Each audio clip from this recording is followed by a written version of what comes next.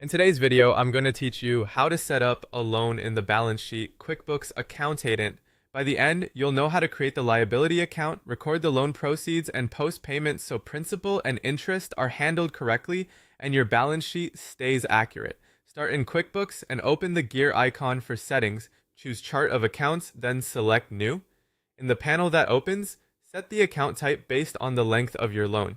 If it runs longer than a year, choose Long-Term Liabilities. If it's due within a year, choose Other Current Liabilities. For detail type, pick Notes Payable. Give the account a clear, specific name, such as bank loan, lender name, so you can recognize it easily in reports. You can also use the description field for details like the loan start date or reference number. Click Save and Close. This creates the balance sheet account that tracks what you owe. Next, record the money you received. If the lender deposited the funds into your bank account, use a journal entry so cash and the related debt are recognized together. Click the plus new button and choose journal entry. Date it on the funding date. On the first line, select your bank account and enter the amount you received as a debit. On the second line, choose the loan liability account you just created and enter the same amount as a credit. Add a brief memo like loan funding and attach your loan agreement if you want solid documentation. Click Save and Close. This increases cash and records the liability in one clean move. Now let's post a loan payment that includes both principal and interest.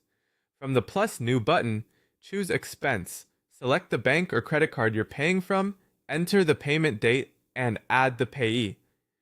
In the category details section, use the first line for the principal portion by selecting the loan liability account. This reduces the loan balance. Use the second line for the interest portion by selecting interest expense. This is the only part that hits your profit and loss. The two lines should add up to the exact amount that cleared the bank. Add a memo or check number if needed, then click Save and Close. Remember, principal reduces what you owe and is not an expense, while interest is an expense. For accuracy, use your lender's amortization schedule to split each payment correctly, reconcile your accounts monthly, and if your payments recur, consider a recurring expense template you can quickly update with the current split.